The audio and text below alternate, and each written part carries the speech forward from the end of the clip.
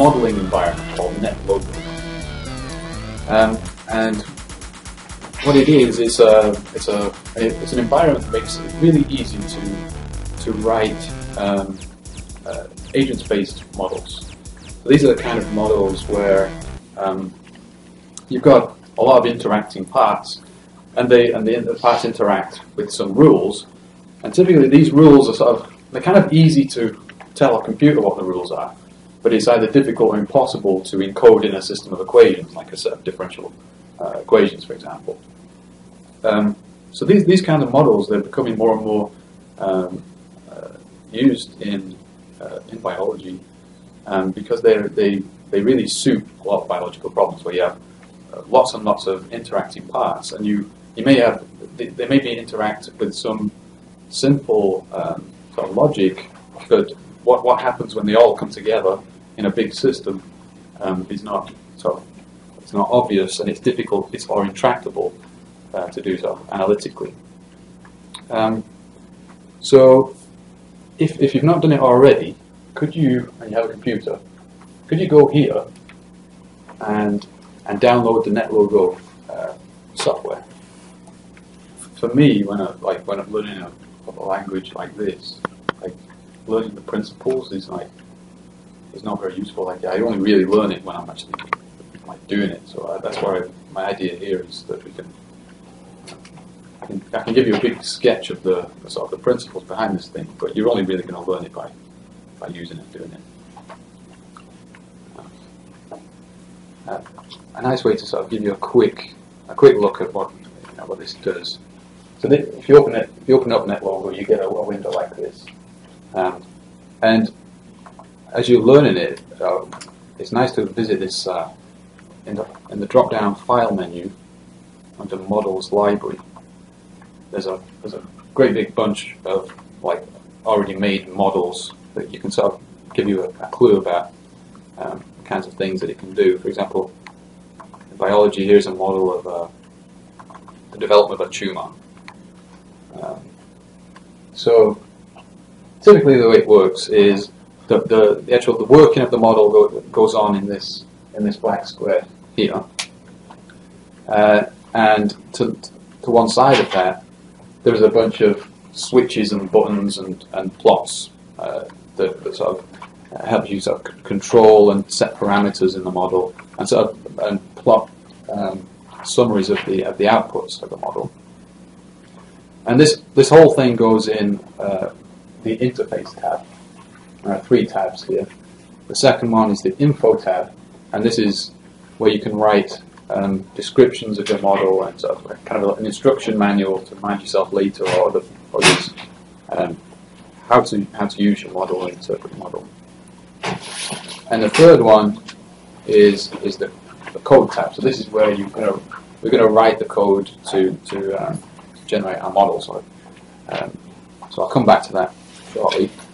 So this is a pretty typical setup. We usually have a button which sort of initializes the model. When you click on that button, it will initialize, and there's a button to sort of set parameters or control the model, and there's a button to make the model go. So here's a very typical model. These are the agents of the agents-based model. Here they're representing cells of a tumor, different kinds of cells of a tumor, and they wander around in this space, which is so this space is a regular lattice, and the lattice elements are called patches in the language of NetLogo. So we have patches, and we have turtles. Turtles are what NetLogo calls the agents. So a turtle is something that can roam around in this space, and it can communicate with other turtles and the patches, and so on. We'll go into that in more detail. But broadly speaking, you've got the space made of a lattice of patches, and turtles, which are the agents, which are free to move around in that space. And we can make a model by telling NetLogo what patches we want, what turtles we want, and how we want everything to interact with each other. And this can be done in a very sort of general way. Maybe I can show you another model. some not just biological models here. There's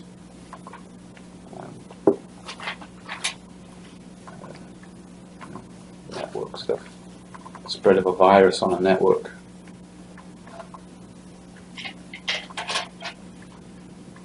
So here the patches are sort of, they're static, but they can change in their properties, whether they're susceptible or infected or resistant to the spread of a virus throughout this network. Here you can sort of see how the parameters of the model, you can control, you can set the values of parameters and change the values with sliders, and there are buttons and various widgets and doodads that you can use. Okay, so that sort of gives you a bit of a kind of a feel for what NetLogo is, how it works. Yeah, if after this class you want to go a bit further with NetLogo, it's really well documented in the website that you just downloaded NetLogo from. There is a documentation page which is very good. It has tutorials and so all the functions are very well documented there. So the thing we'll try and model is this a phenomenon that was reported from sort of earlier explorers. They saw they came back with stories of seeing trees full of fireflies all flashing together in unison. You can see this. It's on YouTube. Here's a video of it happening. So there's a tree, and there's a lot of fireflies in the tree. You can see they're all flashing in sort of very close unison. And people came back with these stories of seeing this, and they said that's not possible. You know, how can they all be communicating with each other and orchestrating to flash in such unison? It can't be like a big boss firefly that's telling everyone to flash. You know, it's so nobody can understand it or believe it. So this is the kind of, but it's perfect for our an agents-based model, because we've got a bunch of agents, the fireflies, and we're going to give them some very simple rules for how they're going to behave, and they're going to make this non-trivial behavior. They're all going to, flash in unison. We're going to see how this comes about by a bunch of very simply behaving agents all coming together to make some emergent phenomenon, which is this synchronized flashing.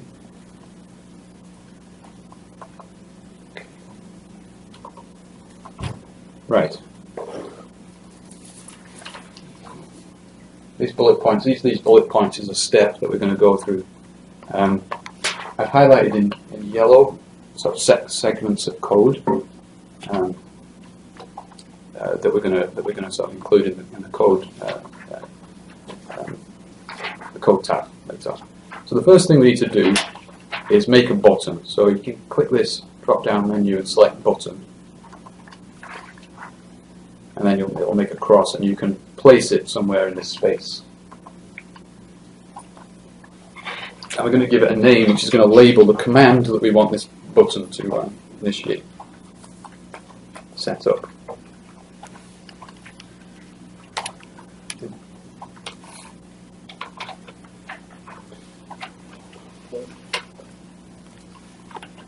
So you notice initially this is coloured red, and it's coloured red because there is no, in the code section, there is nothing.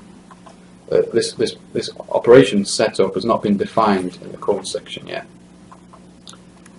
So what we can do is put in this section, this bit of code here.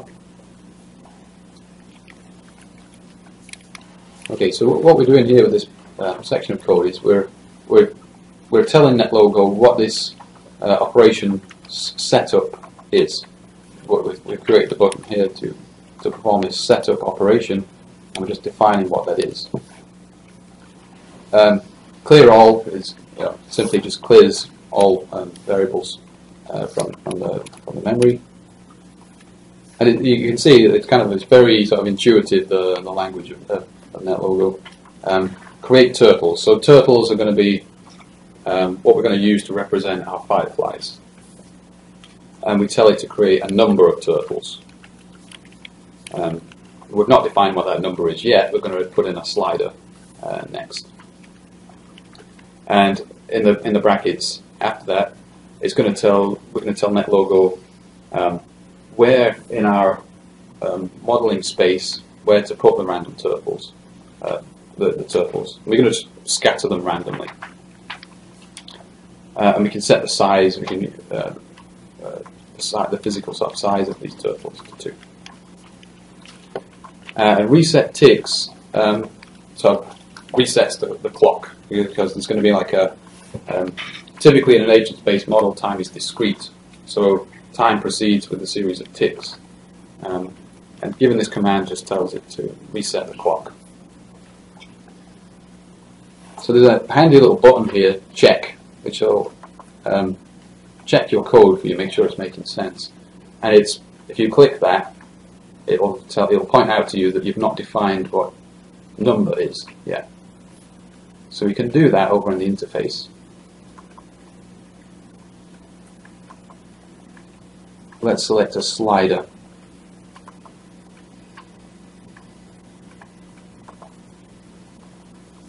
Okay, so what the variable that this slider is going to define is number, the number of fireflies. And so here you can define the range and the step size. So we want to go from 0 to 2,000 fireflies, steps of 1.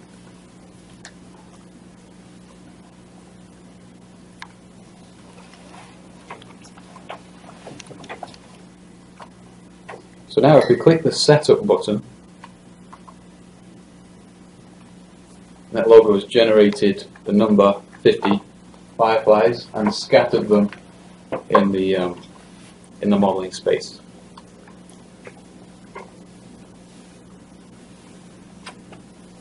Now, what we want to do is, if you right-click in this space, you can edit the properties of the modeling space. And we want to just make it a little bit bigger for our purposes. Make it 35 by 35. Where did you click? Where? And the patch size to 6.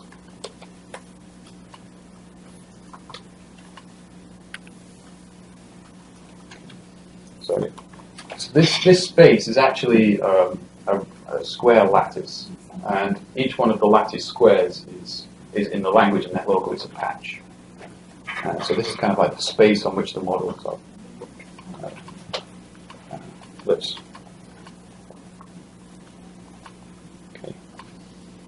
So we can try setup again.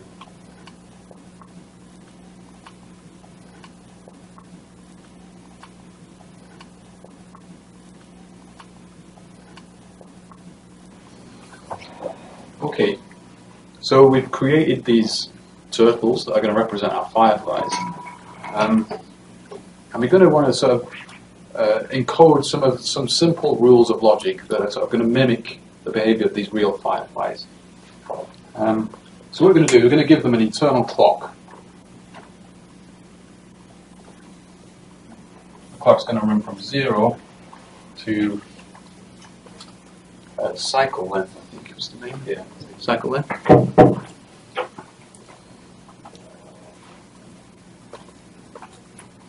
0 to cycle length. So the firefly's clock is going to run. When it gets to cycle length, it's going to go back to 0. So it goes in this cycle clock. Okay. And we're going to define a certain length of time during which the firefly is actually flashing. Okay, this is going to be threshold.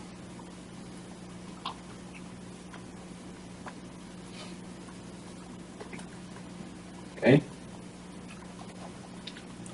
So let's do that. Let's give these properties to the fireflies.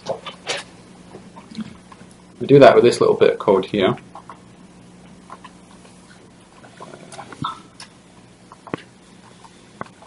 So turtles own, say, it's bestowing some properties on our turtles, our fireflies. We're going to give it some. We're going to give it a clock, which is a number which is going to indicate its position in this cycle time, and a value of threshold, which is going to tell the firefly when to, when to flash and when to not flash. Okay. So this little section is just given each turtle that property, and as part of the setup function, you want to tell each of the fireflies, each of the turtles, at what point in this cycle it is in the initialization step. You can do that in the setup procedure. Insert this line where we say set the value of clock to a random number, which is from 0 up until the cycle length. And check this code. He's going to be unhappy because we've not set what the value of cycle length is yet. We can do that with a slider.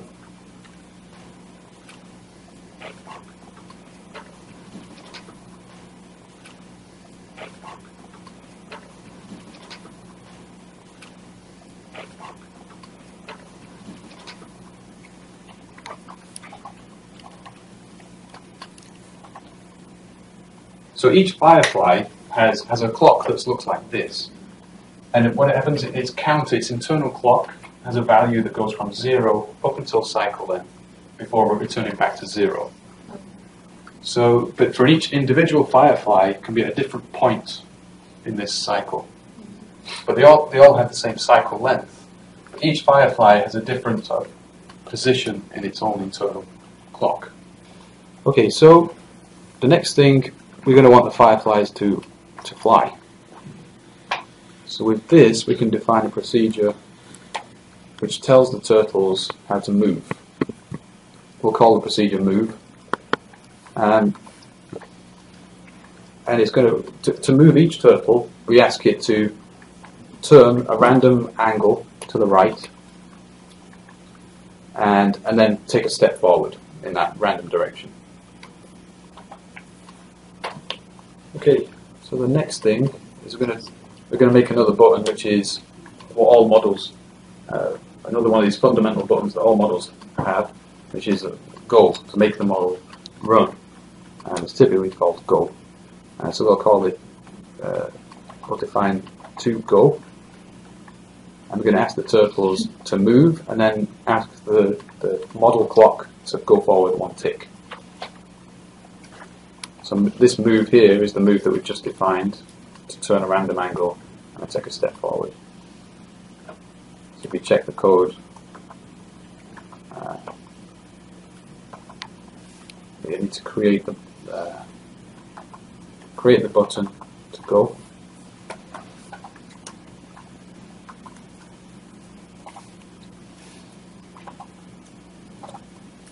So now if you click go, your fireflies should start flying around.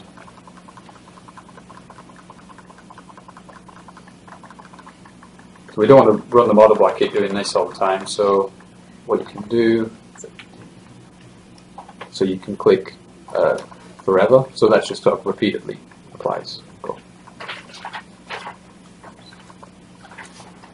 Now, so the model is running so fast we can't really see, so you can change this slider if you want to be able to see it a little better.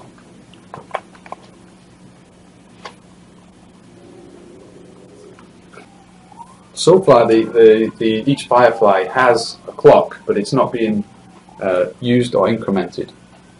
So we're going to define a procedure that tells each firefly to increment its clock. With this section, and this gets included in the as part of the go procedure. We ask the fireflies to move, but also increment their clock.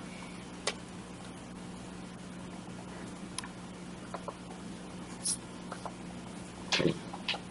So this won't make any difference, to the running of the model just now.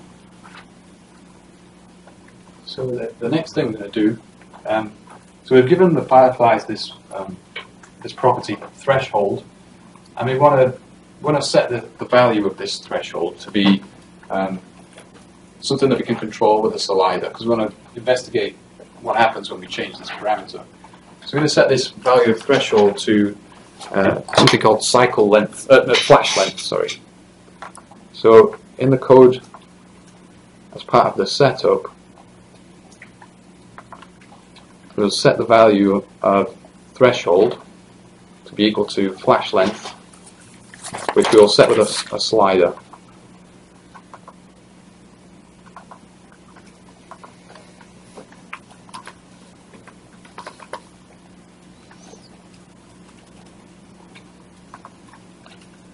From 1 to 10 in an increment of 1.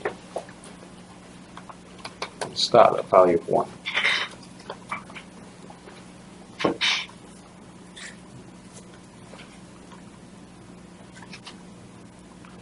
We're also going to anticipate something where we want to control, later on the fireflies are going to flash. And we want to control whether, when the fireflies that are not flashing, whether we want to be able to see them or not. So we're going to use a switch.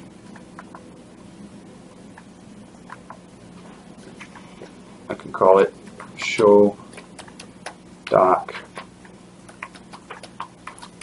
fireflies. So we can switch this on or off.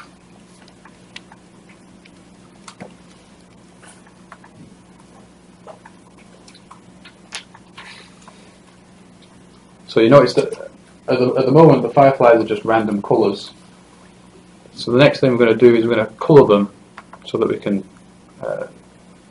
see when they're flashing or not. To do that we use this. We're going to define another procedure called recolor. So we're going to define recolor, and the colour that the firefly is going to be is going to depend on the firefly's own internal clock. If it has a value in this range, we want to colour it yellow, to flash yellow, and if it's in this range, we want to colour it grey. So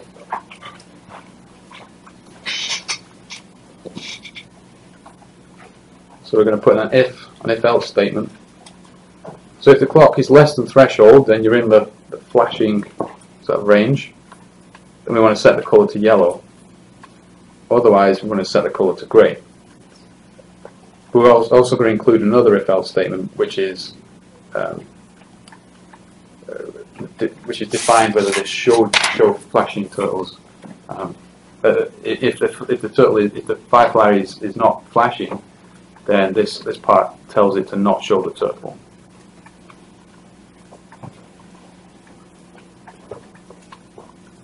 So we define that procedure, recolor. We can include that in the as part of the go procedure.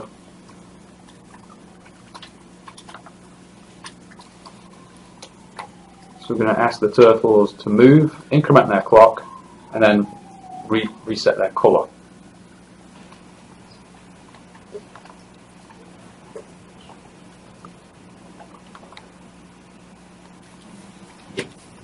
So as it is, the model's not very interesting. The fireflies are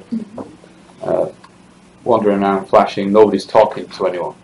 So the whole point of this kind of modeling is what happens when these things start to interact. And we're going to tell the fireflies how to interact with each other next.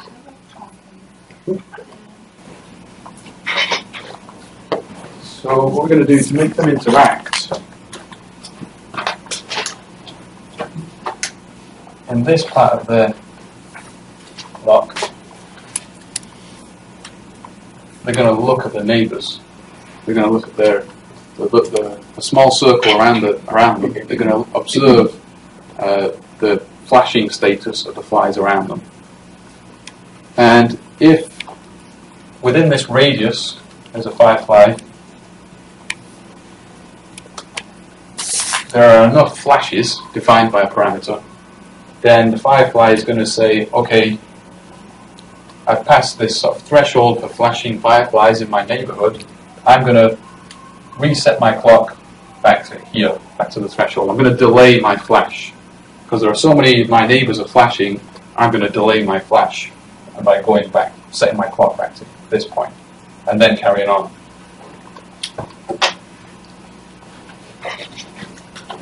So, in the code, we can put in the procedure to look. So to look, you ask each turtle to count all the turtles within a radius of 1. Count all those turtles that have a colour which is yellow, i.e. that they are flashing. And if that number is greater than a value, call it flashes to reset, we're going to ask the turtle to set its clock back to threshold, to delay its flash. And then we're going to include that as part of the go procedure. After it's incremented its clock, we're going to see if the firefly's clock is past the threshold, so it's in the phase of its cycle where it's going to look at its neighbours, then perform the look procedure. I'm just going to put in a slider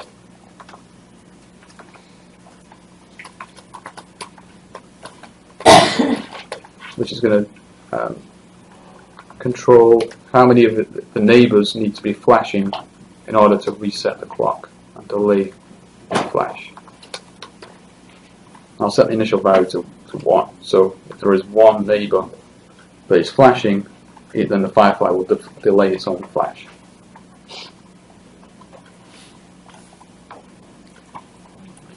So now if we run the model,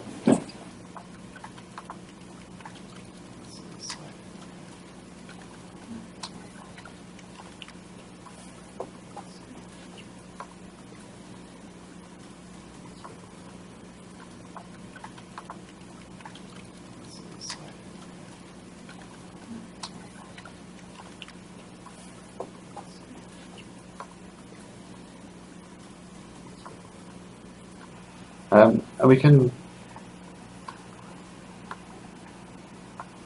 visualize this in another way by including a plot.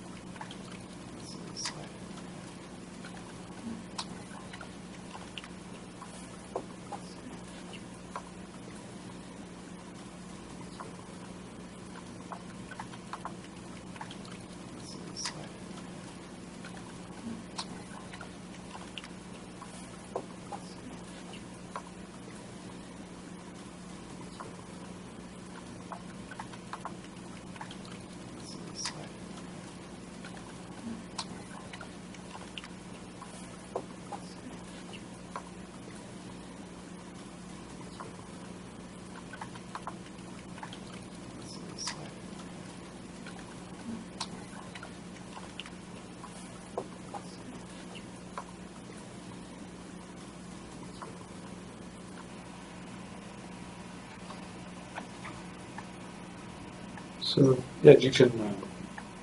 If you like, you can sort of build on this and include different sources of variation. Maybe allow each firefly can have its own sort of slightly variable cycle length, and see what happens. How does that affect the synchronization of fireflies? Perhaps a firefly that observes the cycle lengths of its neighbours and tries to correct, tries to shorten its cycle length based on what it sees of its neighbours, and see if this, see what effect this has on this system.